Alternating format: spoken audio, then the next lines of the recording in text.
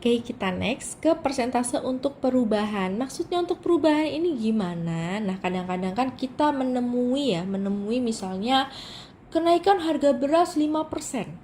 Nah, kenaikan 5% itu kan merupakan persentase juga kan, persentase tapi untuk menunjukkan sebuah perubahan dari kondisi awal ke kondisi terkini.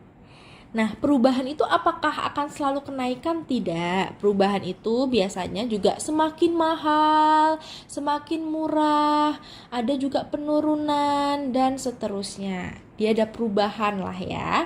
Nah, yang harus kalian highlight, informasi penting di sini itu nilai awal dan nilai baru. Oke. Nah, dan juga sebelum kita masuk ke intinya, untuk perubahan sendiri, kita punya perubahan mutlak dan relatif. Apa itu mutlak dan relatif? Nah, untuk perubahan mutlak itu adalah perubahan yang dinyatakan dalam angka yang sebenarnya. Jadi nggak pakai persen-persen, angka sebenarnya. Contohnya misalnya, contoh harga beras 2024 itu sebesar 10.000 per kilogram. Nah, waktu tahun 2025 ternyata itu harga beras itu menjadi 15.000.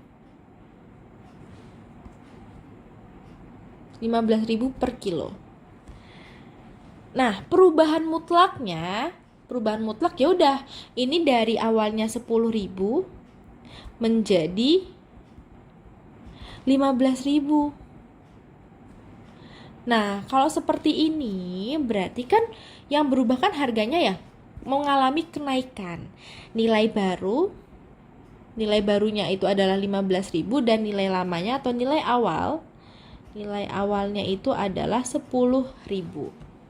Nah, untuk perubahan mutlak sendiri itu bisa kita tuliskan perubahan mutlak.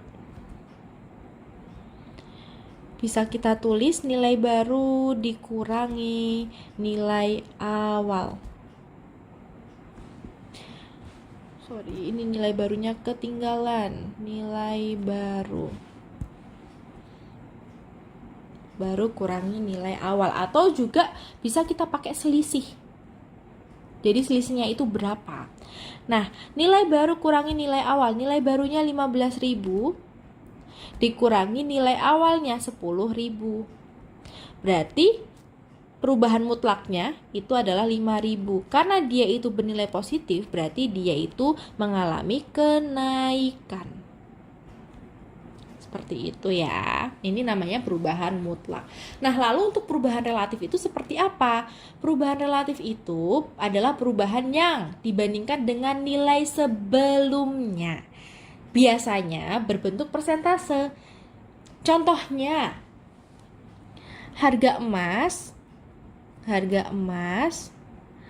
naik dari 1 juta menjadi misalnya 1.500.000. Nah, untuk perubahan relatif sendiri bisa kita tulis gini aja ya. Perubahan relatif itu adalah perubahan mutlak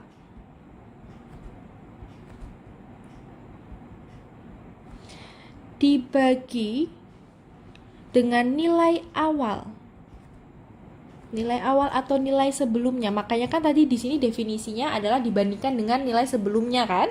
Berarti bisa kita per nilai awal. Kita kalikan 100. Ini untuk perubahan relatifnya. Di sini untuk perubahan mutlaknya berarti kan 1.500.000 dikurangi dengan 1 juta. Per nilai awal. Nilai awalnya berapa? Nilai awalnya kan 1 juta ya. Dikalikan 100.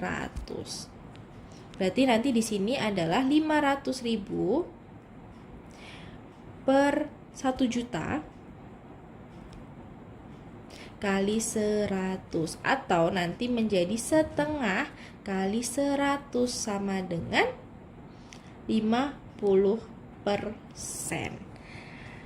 Jadi bisa kita bilang perubahan relatif untuk harga emasnya itu adalah sebesar 50% atau mengalami kenaikan 50%, karena kita bisa melihat di sini perubahan mutlaknya dari harga atau nilai baru kita kurangi dengan nilai awal, dia menunjukkan positif atau 500.000 ini ya. Jadi dia mengalami kenaikan 50%. Nah, kalau ada yang bingung kok bisa sih ini perubahan mutlak per nilai awal, kan seperti yang udah tadi kita lihat sendiri di sini definisinya untuk perubahan relatif itu kan perubahan yang dibandingkan dengan nilai sebelumnya. Kita bisa menulisnya itu sebenarnya awalnya gini nih. Perubahan banding dengan nilai sebelumnya, nilai awal ya, atau NA. Anggap aja NA ini adalah nilai awal. Nah, ini kan bisa kita tuliskan, bisa kita tulis menjadi perubahan per nilai awal. Nah, balik lagi kalau misalnya perubahan relatif itu kan berbentuk persentase. Jadi bisa kita kalikan 100 untuk mengetahui persentasenya. Gitu ya. Jadi nggak usah bingung lagi untuk sekarang.